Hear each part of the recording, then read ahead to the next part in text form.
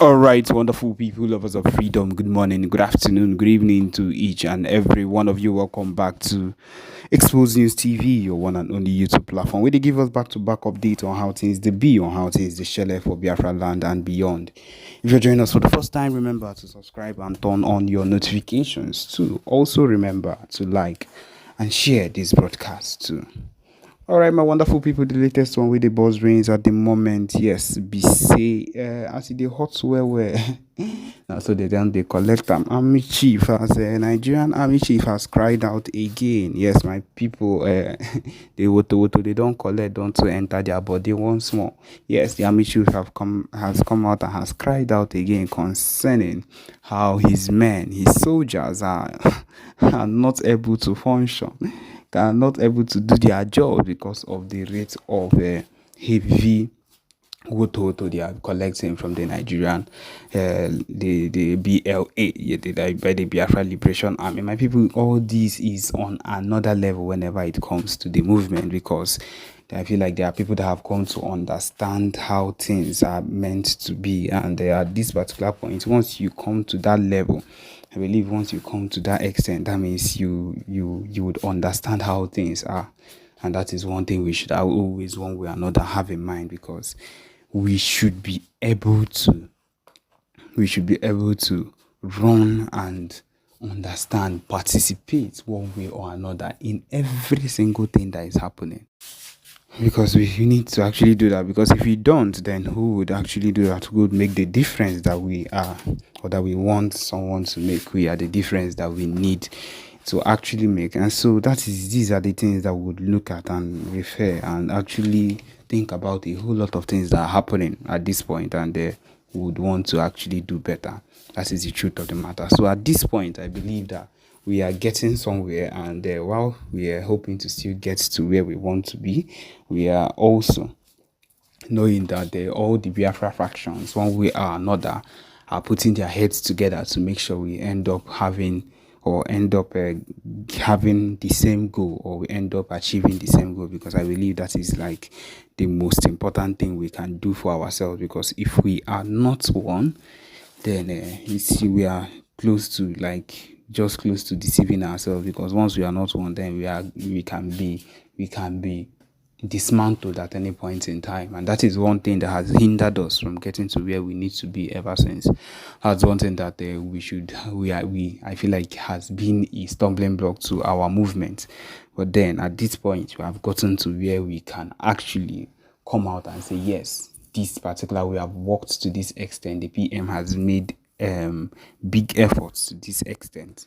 And so anything that comes forward, or it's coming soon at any point in time, we will be able to stand firm and defeat it or hit it down, because that is what we are meant to do. That is what we are expected to do. That is what we can be able to do. And with everything going on right now, I strongly believe that we are heading to somewhere. I strongly believe we can achieve anything we want to achieve. I strongly believe that there is no stumbling block against us. You see, these people, they will come to understand. The Nigerian government, they will come to understand. You see, this particular one that they are crying and is really like, no, they go cry, so they go understand, say, this kind of thing we try do for here, no be joke. This announcement we want do for December, it is not also a joke. At the same time, we are hoping for the biggest and hoping for something very, very big to take place. And one way or another, we are going to get it. One way or another, we are hoping that we will actually achieve one of the greatest things that has ever happened in the history of the world, because that is what we are. And it has always been said that if we actually get what we need to do, if we actually get to where we want to get, that will be one of the greatest nations. And I don't doubt that to any time. I don't doubt that one bit. I believe that we will be able to achieve anything, anytime. I believe we'll be able to make maximum effort. I believe we'll be able to do so many things at our own time without even being stopped or without being head down, because that is what we are born for. That is what we were made for. And we've been held down, terrorized, oppressed, killed, slaughtered. But then this is the moment. This is the actual moment that we are going to actually stand up for ourselves and do. Now, the result of the Biafra self-referendum shall be considered binding under international law as a definite statement of the intentions and aspirations of the Biafran people. Now, that this very self-referendum, this Biafran self-referendum shall be considered binding under international law, shall be binding under international law as a definite statement,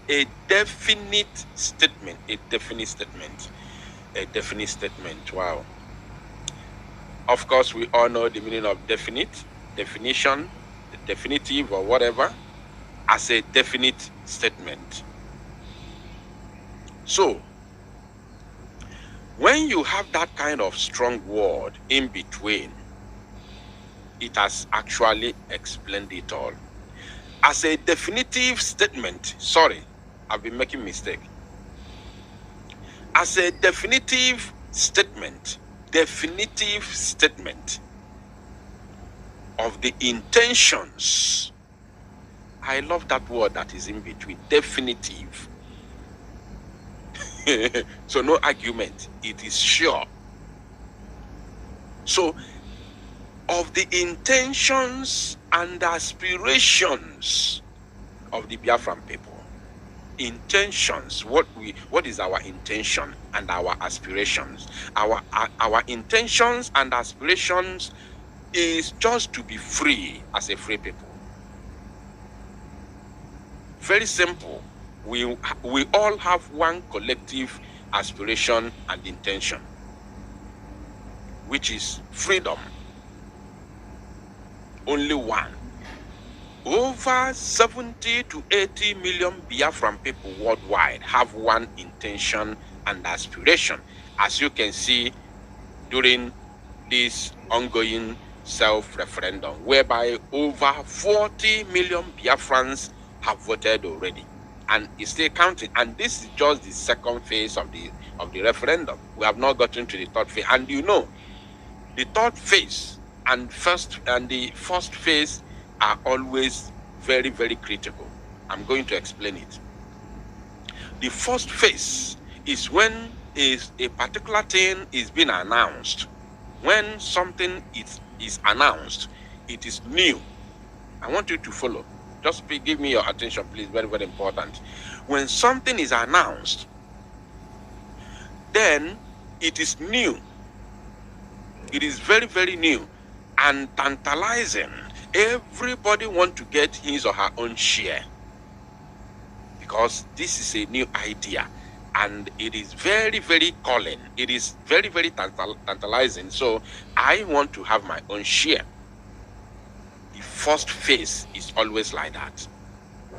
Now, whether it has second phase, third phase, fourth phase, fifth phase, or whatever, any amount, the last phase, the cocoa. The last phase is always the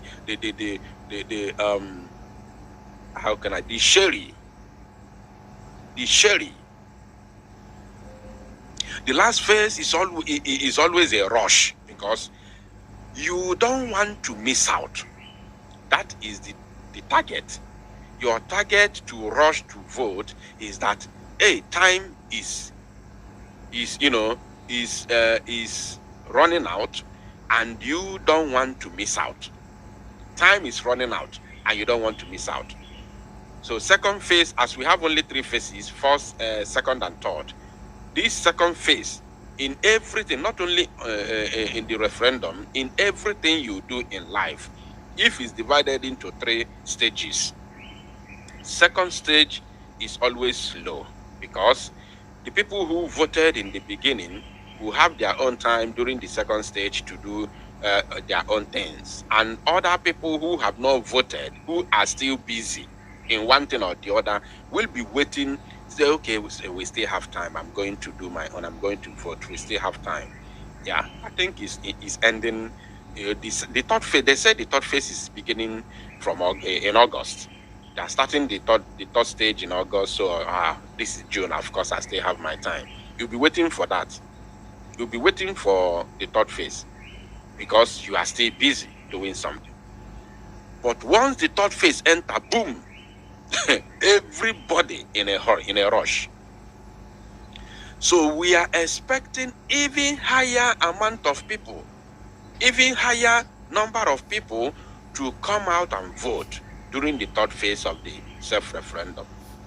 So for the fact that you have between first and second stages, over 40 people have already voted.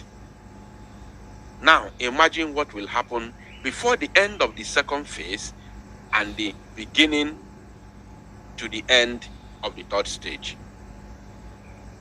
Imagine what will happen. So now, and as we all can see, over these 40 million Biafrans that have voted already, the intentions and aspirations of these 40 plus million people that have voted already is only but one thing, which is freedom of Biafra. So now, that is what this statement is talking about. So then, hereby resolved, this 24th day of June 2024, OEAS, they said,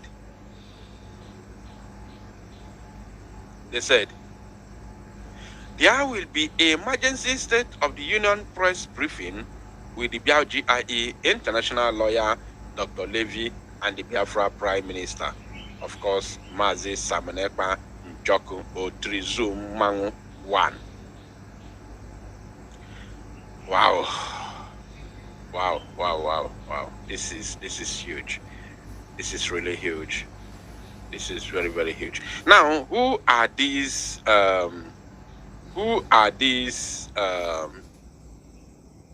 let us see who are these. Who are these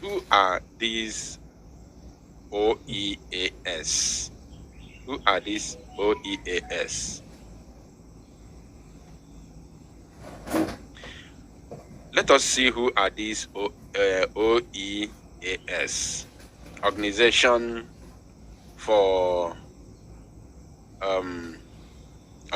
of Emerging African States, OEAS. So who are these OEAS? Let us see who they are. First of all, this is their logo. The Organization of Emerging African States, OEAS. Okay. All right, let's continue. Let us keep searching. Who are these OEAS? I think we have to go to their website and check who they really are. Let's go to their website and check who they are. OEAS. If you have any idea of the OEAS, please let us know in the comment section, or of course let me drop the number. Let me drop the number on your screen so that those of you who would want to call in and make your contribution will be able to call and make your contribution. Very, very important. If you want to say anything as I'm making my research, you have every opportunity to call. The number is right there on your screen for you to call directly on WhatsApp, so you can of course make your contribution and tell us more. Now, this is the website of the Organization of Emerging African States. Organization of Emerging African States, they said about us. I'm not gonna read a lot. I just want us to see what they are up to, what they can do, and what is this organization all about. You can see this is about us. The OEAS is a NGO dedicated through freedom in Africa NGO dedicated true freedom in Africa. Our principles are encompassed in the Washington Declaration of 2010. Our principles are encompassed in the Washington Declaration of 2010. This amazing document provides a roadmap for a free and prosperous Africa united in freedom. The OEAS is a registered non-profit corporation based in Washington, D.C., with a General Assembly of States planned for Juba, South Sudan. Then there's a prospective member states and organizations seeking consultative status may contact us at our contact email address. Now,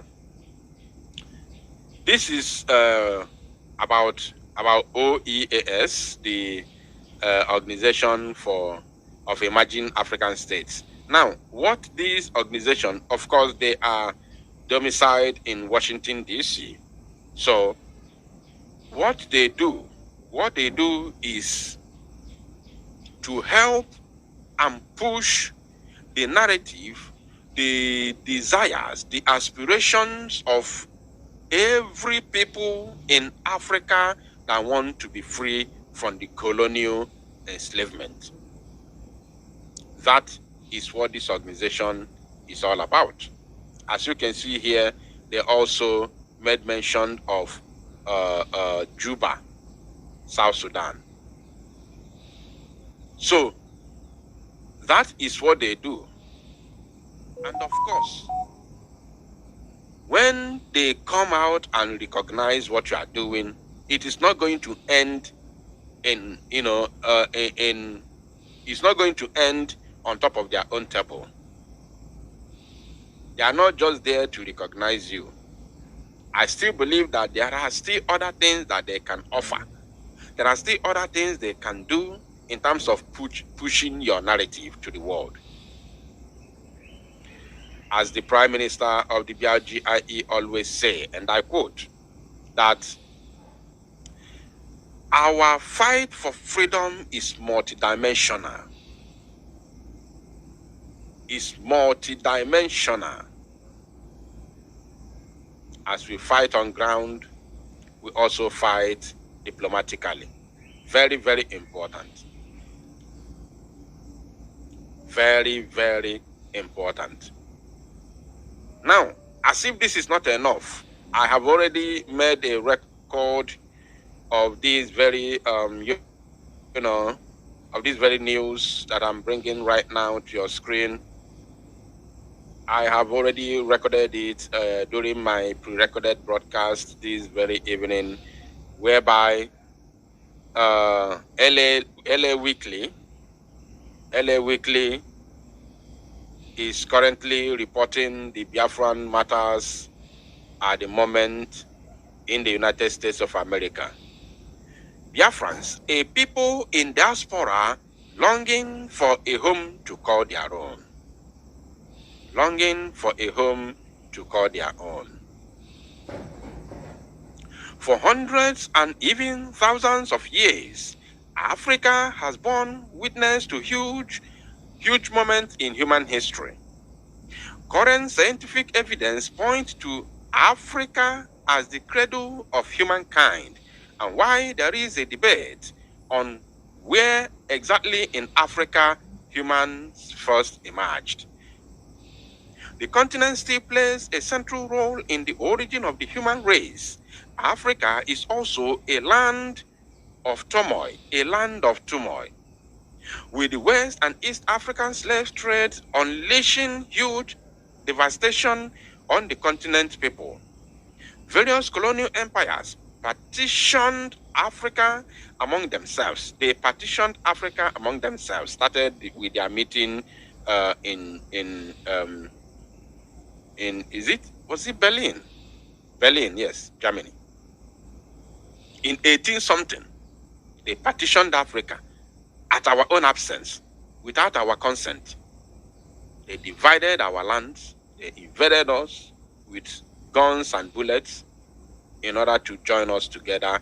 That is the chaos you have today in Africa. Now, they say, why the remaining local kingdoms waged war against each other, ethnic and religious conflict persist, even in the post-colonial era. Now, let me bring you to this place.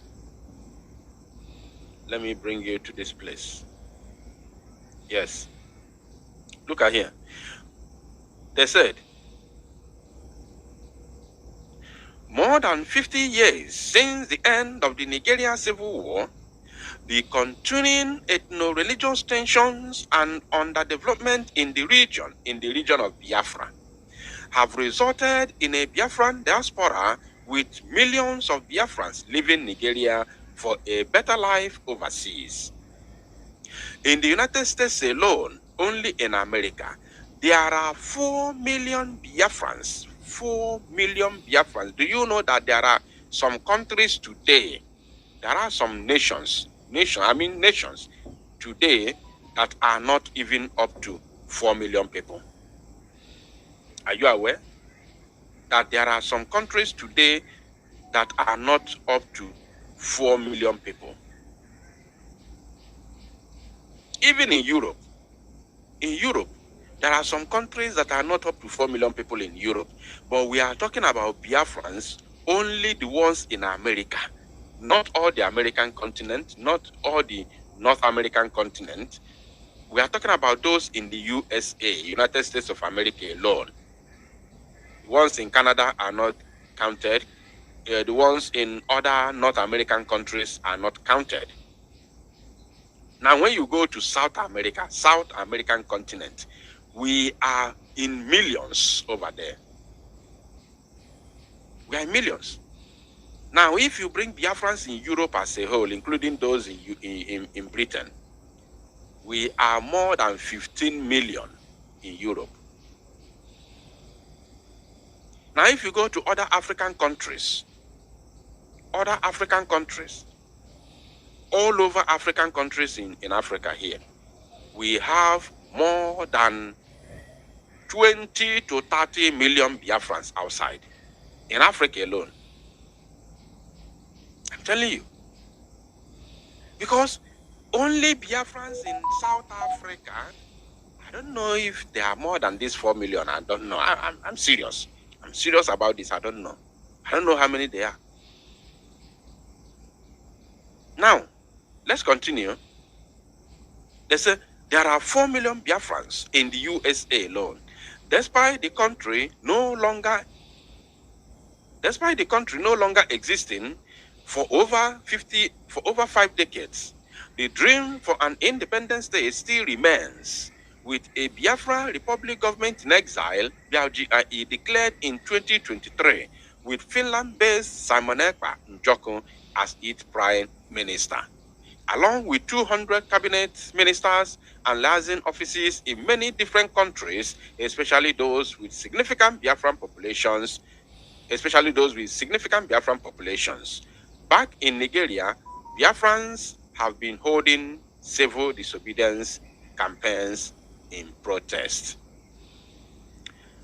What are these civil disobedience campaigns we have been holding in Biafra land that the United States of America media outlet has recognized? That very civil disobedience, the number one of them all, if not the only one or the main one, is the sit at home that the enemies have been fighting so hard to stop. Are you paying attention? Somebody say Luxembourg is 600,000. Thank you. Let me bring it to the screen. That is what I'm saying. There are some countries, even in Europe, that are not up to 4 million. And somebody is telling me that Luxembourg is 6,000 people. And I learned, I read one thing. I don't know if it's a documentary or what. I don't know. They said that Luxembourg is is it the richest country in Europe? Or I don't know. There's something there. Is it the richest country or what? Something like that. Can you correct me, those of you that live in Europe? I saw something sometime in the past that said that Luxembourg is, so another person said Malta is 400,000. You see? And now, this Luxembourg that has 600,000, I heard that they are, I don't know if it's richest or what. There is something they control as the biggest in the world. Somebody say in the world. Thank you. The richest country in the world. Not even America, not China, not France, not Germany, not United Kingdom, not Russia, not France, not Dubai. But Luxembourg, small Luxembourg, I don't know if they are up to my village. I'm not sure if they are up to my village. But they are the richest country in the world. I don't know if it's by GDP. Probably by GDP or something like that. I don't know. And they are 600,000 in population. And they have no oil. They have no oil. They have no gas, nor gold.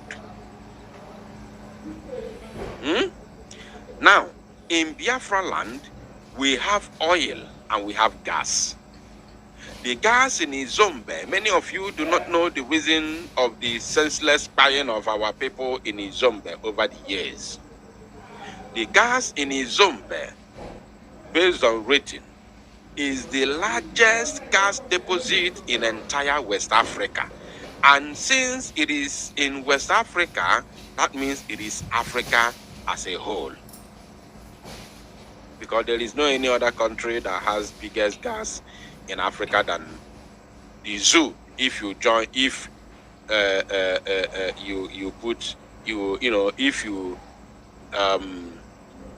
if you match them with Biafra and Niger Delta, the Niger Delta, where they call Niger Delta. So if you match them together, no country has the biggest oil if not in the world. In the world, because I can tell you, tell me how many states in Russia. Russia is deemed as the richest oil producing country in the world, right? Good. Tell me how many states. I don't know what they call in Russia. Is it state or county or province?